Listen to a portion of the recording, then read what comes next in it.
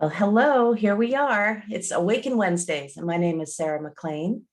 And today I thought we could talk a little bit about intention and desire and the mechanics of manifestation. I know that a lot of you years ago read the book or saw the movie The Secret and thought, well, if I just write myself $1 million check, put it in my wallet, I'll be a millionaire. Or if I just put the red Corvette on my vision board, I'm going to get it somehow. And, that's magical thinking. And there are some people that think that really does work, and I'm not sure it doesn't. I know that one of my teachers years ago, Maharishi Mahesh Yogi, had all these great plans for creating mind-body health centers around the world. And his advisors would say, well, Maharishi, that's going to cost so much money. Where's that money going to come from? And he goes, wherever it is now. So I thought that was interesting. And that is sort of what we're going to be talking about this morning, and then go into a meditation. And, magical thinking is not a bad idea to step out of the limits of your own self-limiting beliefs, your own story that I'm not good enough. I can't do this. Other people have a better chance at it than I do. They have the leverage. They've got the friends. They're in the inner circle, whatever it is that your story consists of. And so I want to say that setting intentions and having desires are not unique to you or to me or to any of the successful people or unsuccessful people.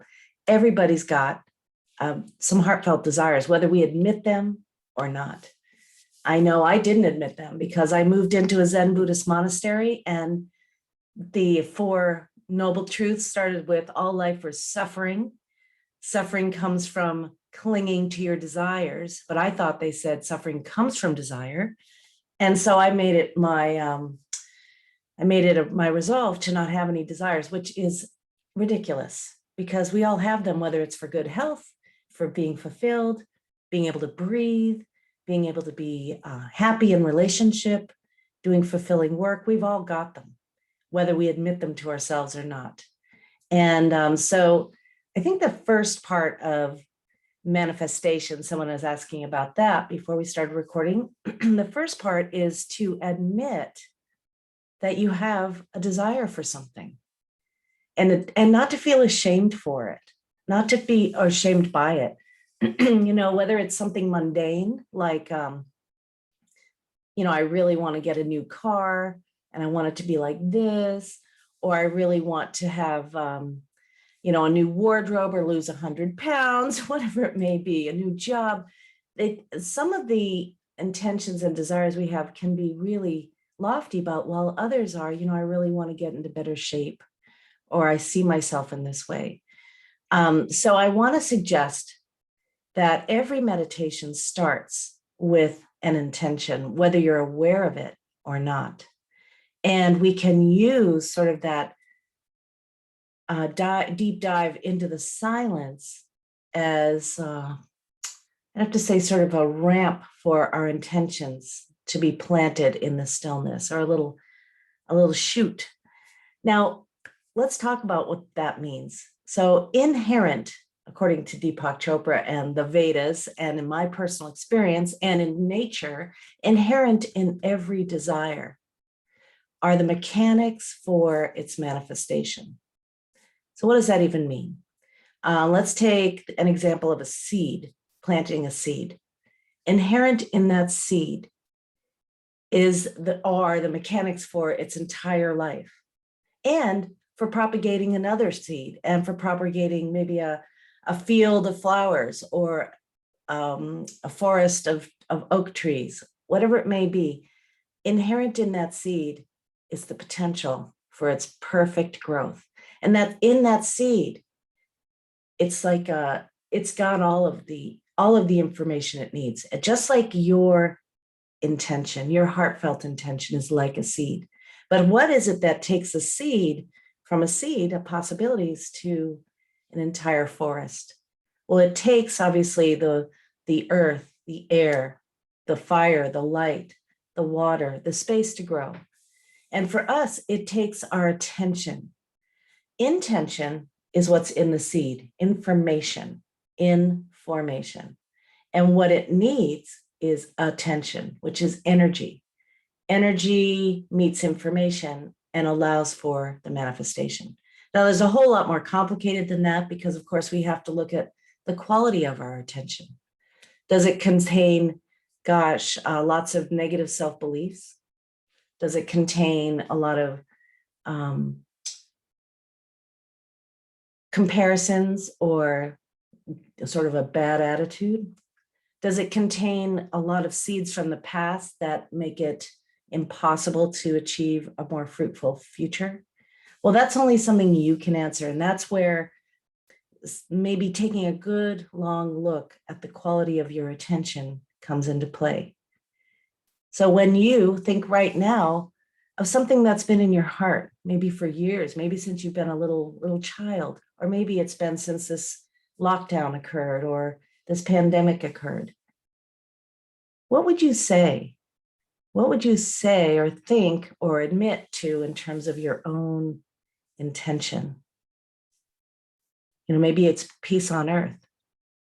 Maybe it's to have that book written. Maybe it's to make a bunch of money. Maybe it's to get enlightened. Nothing's wrong with your intention.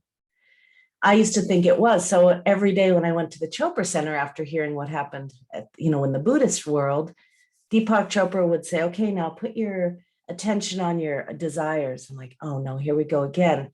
I am not supposed to have desires. Desires cause suffering. And so I asked him about that. And he said, you have to fulfill all of your desires. There is no choice. These desires are not accidental. And it's not that I have to fulfill them. I have to admit to them. And when they're all fulfilled, it's like that hierarchy of needs, when the fulfillment of your safety and security, when the fulfillment of your groundedness and your home and all of the basics needs are met, then you can go to the more self-realization or psychological needs, and then the more needs around self-realization. But you have to get the basic needs fulfilled first. And so I was really upset when he said, no, you have to get all of your needs met and you have to let them be there. It was flying in the face of what I understood in the Buddhist world. But then I understood more deeply the Buddhist Four Noble Truths. All life is suffering, which, whether you like that or not, that's what the Buddha said. Suffering is caused by clinging to your desires or resisting what is. So in that is the secret to planting that seed. So what does that mean? We plant the seed in fertile soil, but then you don't start digging it up to see, is it growing? Has it sprouted? How's that going? And then cover it over again. The next day you open it up. Is it growing? Is it sprouted? And then you cover it up again. So we always have to stay out of the when. And we often have to stay out of the how. So what we get to hang out with is the what. What is it you deeply desire? And can you admit it to yourself? You don't have to tell anybody else. What is it you deeply desire? Stay out of the how it's going to happen. Stay out of the when it's going to happen, right? But hang out with the what it is. And then you let it go. You let it go. You don't cling to it, because that's where the suffering is. Isn't it? Is it there yet? Is it now? Is it happening now? That's where the suffering goes. And that's where the limiting awareness or the contracted awareness can thwart your desires. I'll give you a small example. Well, I'm sure you've got examples in your life too, but here I am in California. I have been wanting to move here for over 17 years. Now, I'm not sure why I'm here now, other than it's glorious, but the politics are really interesting. However, I wanted to be here. It was a heart's desire. I almost said it every single day to my husband, who got tired of hearing it and felt that I was not being, grateful or appreciative of this beautiful house he had built me in Sedona. But I was like, when are we moving to California? When are we moving to California? Finally, I gave up. And the circumstances orchestrated themselves so that there was inevitably the only choice was to move here. I won't go into detail, but it was so amazing how people that I never met were involved. situations happened that I could never have constructed in my limited thinking. And they all got together in this moment of time when I said, wouldn't it be a good idea if we moved to California? He's like, yes. And within minutes, we were looking for a place to live, to rent out here. But it took 17 years of me banging my head against the wall. And I think that's what happens for some of us with our intention and desire, is we've got this desire and then it's not happening in the warp speed. So we think that we're not getting it, or we think we don't deserve it. Some people would say, I want, or I see myself, living, let's just use California. I see myself living in California. I really feel it. I feel it in my body. I feel it in my bones. And it's not something you're imposing from the outside. It's something that's generated from the inside. The coach that I go see now, she said, be her now. Be her now. Be that person that already is there. Be that person who feels like she's already gotten what her heart's desire is to be her now. Now, obviously, if you're male, it's be him now or be them now. But that was really important too. Also, we can talk about affirmations, but my suggestion is to keep the desire positive. It's not saying I don't want COVID. I want a healthy body. I want a free spirit. I want to express myself creatively. Then shift that language to I express myself creatively. I have a healthy body. So when you plant that seed into the silence, the pure potential of consciousness, of pure consciousness, and then let go of the how and when, and then just keep an eye out for the signs and wonders that are going to point you to that moment where it's possible, it's going to be made manifest. It's not magic, but I can say it works. And we can get frustrated. So what do we do in the meantime between planting the seed and waiting for the flowers to grow? We stay present. We have faith. We maintain our practice. We check our thoughts. We check where our attention's going. And we hang out, because we might as well hang out and be here now anyway, since that's what's happening. Not resisting anything and not clinging to our desires. So on that note, let's meditate for a little while. I think what we'll do is we'll just give you a little chance to think about, feel into your desires, and then plant them in the stillness. Then we're going to let them go. We're not going to dwell on them, because that is not helpful. Moving from there into a simple, I was going to do a Zazen practice. And at the end, we'll also sit with the desire. Okay. So if you don't know what you want, that's perfectly fine. I had no idea for years and I felt undeserving. So there's that leap right there. But you can say, even something smaller, you could say, I really want to be in a healthy, loving relationship, or have a healthy, loving friendship, whatever it may be, or a healthy body. And notice what happens when you want what you want. Notice what occurs when you even let yourself want what you want.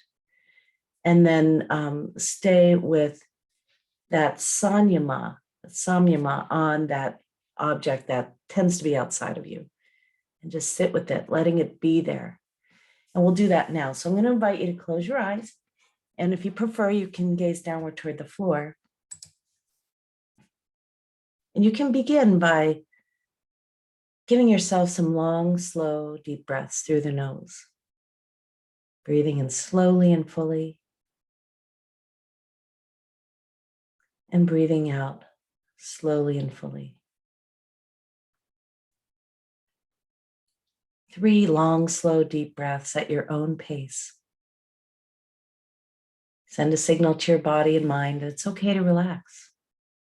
It's okay to be right here, to be rather than do here.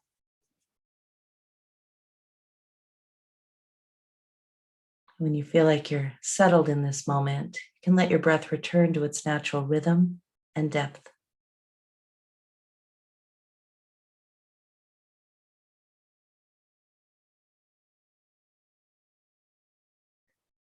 As you sit here with your eyes closed, you may notice that you're more aware of the sounds around you, welcoming everything, resisting nothing.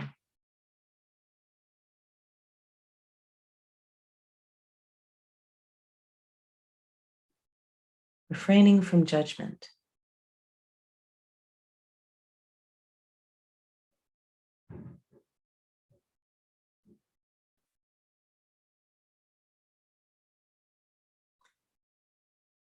Also, you can begin to notice how you feel physically. Let your body soften, letting go of any need to hold on to any particular posture. As you soften your face, lower your shoulders,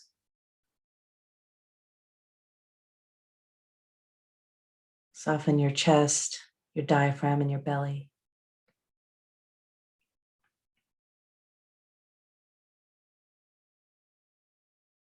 And settle into the support that's here. As you sit with the other 45 of us,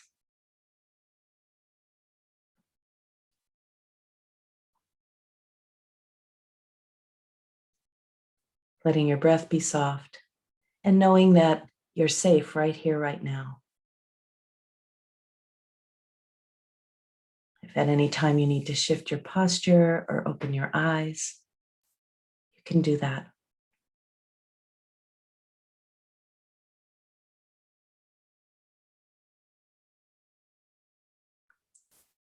So ask yourself the question, what is my heart's desire? Silently ask yourself a few times, what is my heart's desire? Don't make up an answer or force an answer. Simply sit with the question. An answer might meet it in the form of a word, a feeling, a vision, or silence. What is my heart's desire?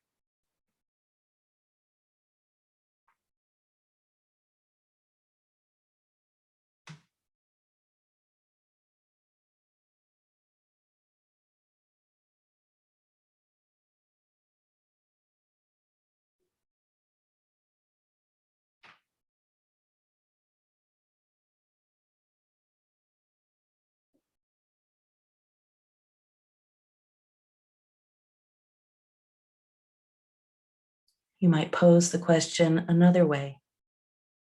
What do I long for? What do I long for?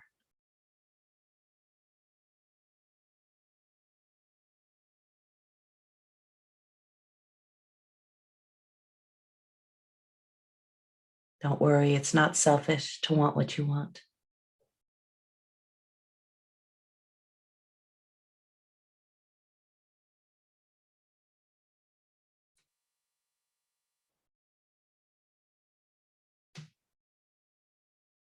You can also pose the question, what do I really, really want?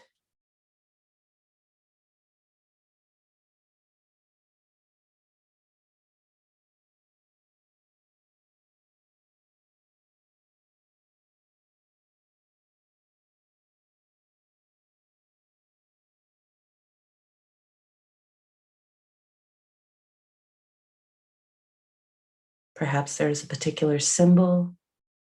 Perhaps there's a particular image. Perhaps you can put it in a few words, or it's simply a visceral sense in the body.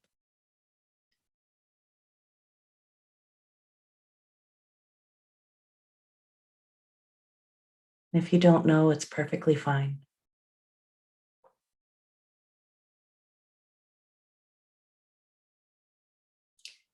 Let your attention rest on that now.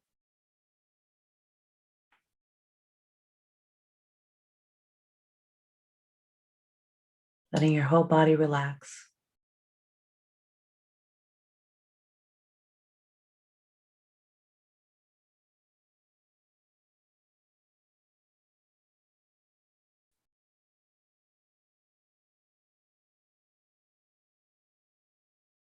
Staying out of the how, staying out of the when. Let that image or symbol or feeling be here now.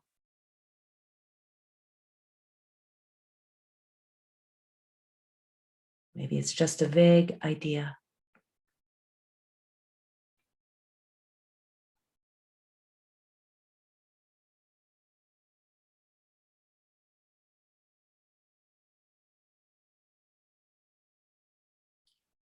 Now we're going to let that go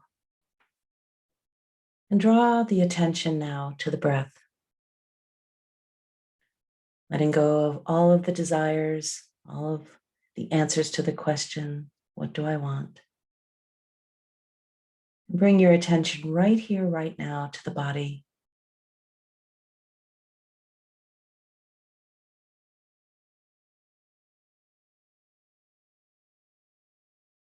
Appreciating your body, appreciating this moment.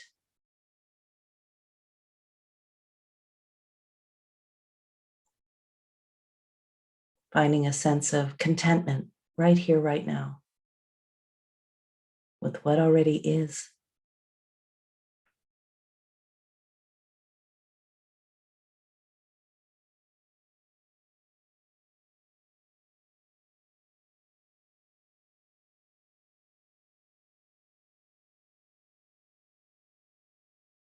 Now draw your attention to your breath.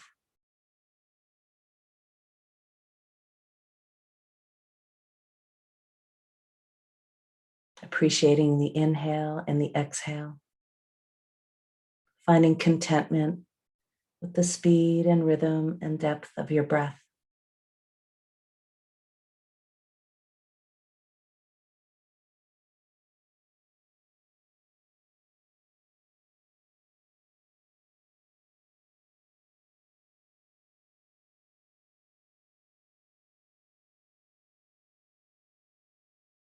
Whenever the mind drifts off to an idea, another day or time, even to the desire you have, just come back here to the breath.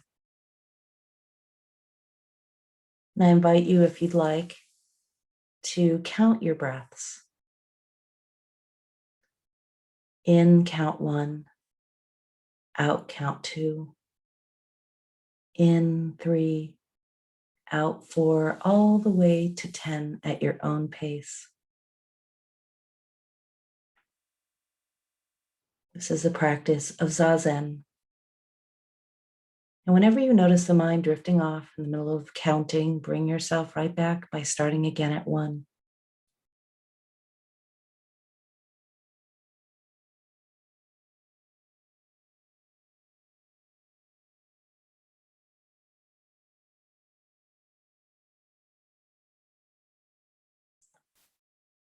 The repetition of the numbers is very gentle, like you're listening to it, a whisper in your mind. We'll do this for a little while, and there's no particular feeling you should be having. It's okay if you have to start at 1 over and over again. There's no need to try very hard. Stay with this practice for a while, and I'll keep track of the time. We'll do this for about 5 minutes. Counting from 1 to 10 with the breath.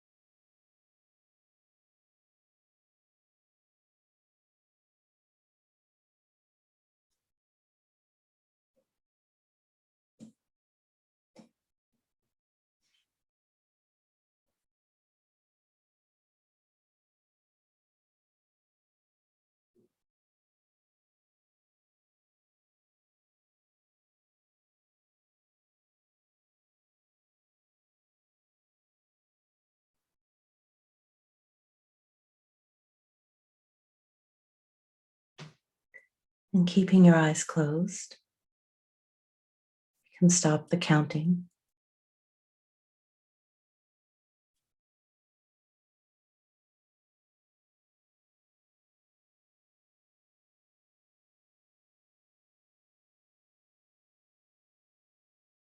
Simply sit in the stillness here.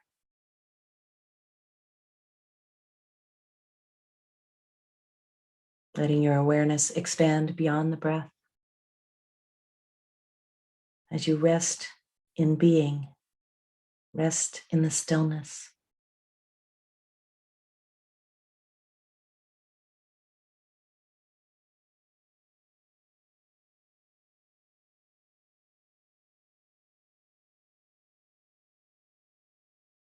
And bringing into your heart and mind this desire or the desire to have a desire right here. Bring it right into your awareness.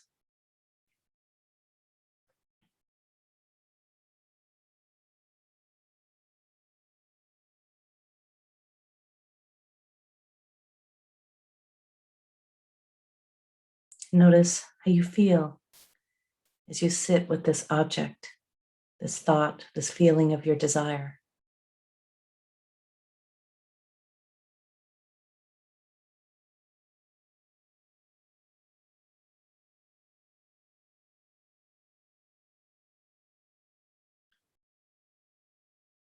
And imagine that you already have what you want.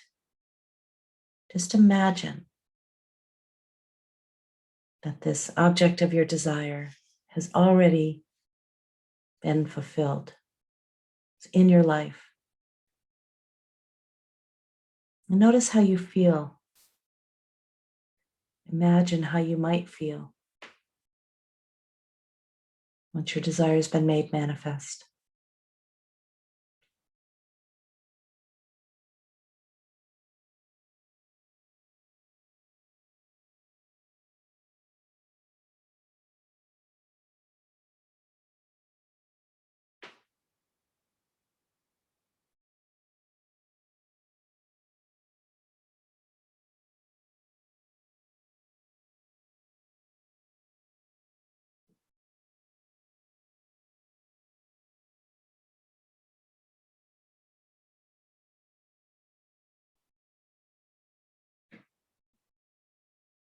Along with desire are two other important elements: the attitude of gratitude and the practice of being content.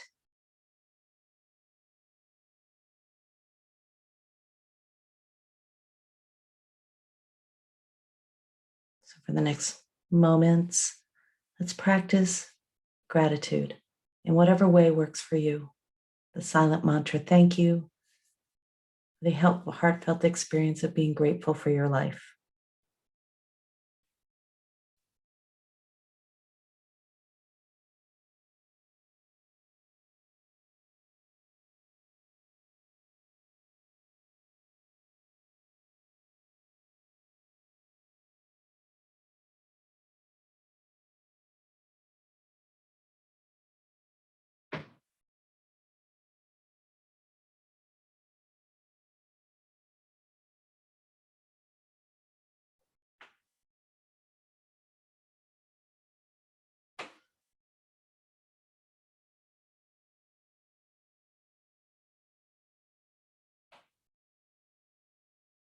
And let's spend another minute or so in the practice of feeling contented, being content.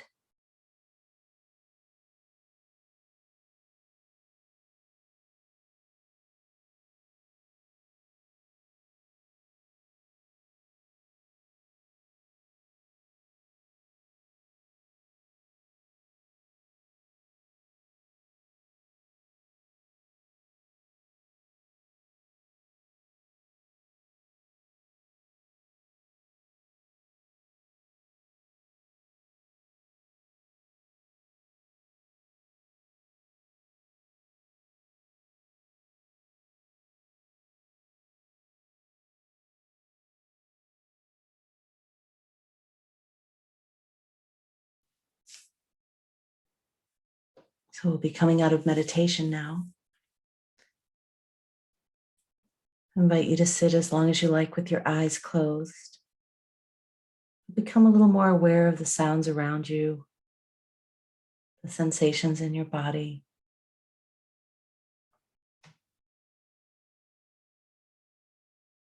Perhaps you deepen your breath.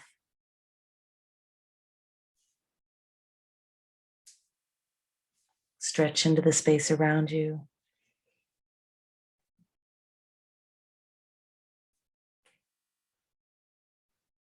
And when you do want to open your eyes, do it slowly at your own pace, perhaps first with a downward gaze.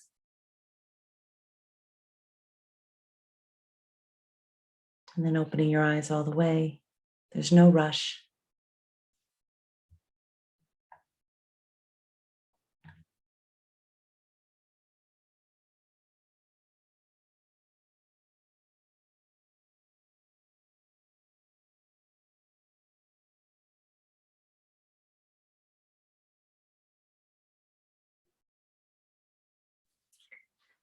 So I like to end by bringing my hands together, placing my thumbs lightly on the breastbone and bowing to that orchestrator, that conductor, God, the universal intelligence that is creating all of this beauty and wonder in our lives, creating you and creating me.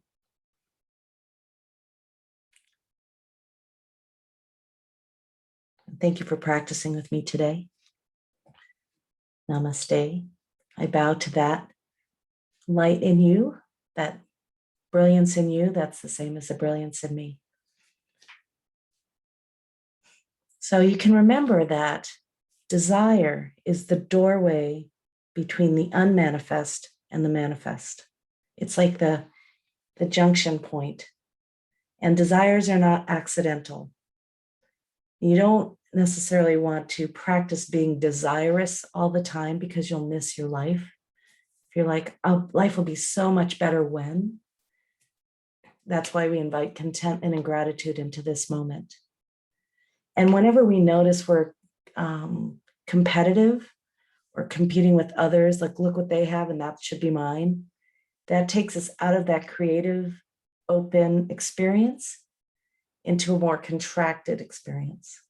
So we want to practice walking through the world with a wide open aperture, a wide open angle lens.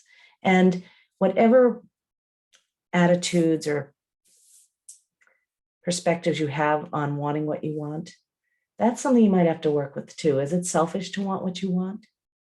Little babies want what they want. You as a little child wanted what you want. Maybe it's also informed how you are now. I always wanted to be a teacher. So here I am. I always wanted to write books. I wrote little tiny books, and here I am. So I think sometimes we can get clues, for those of you who don't know what you want, from your childhood, if you were allowed to be creative and play then. So I'd love to know how you're doing. If you have any questions, how you're feeling. I'm going to go ahead and I think I'll stop the recording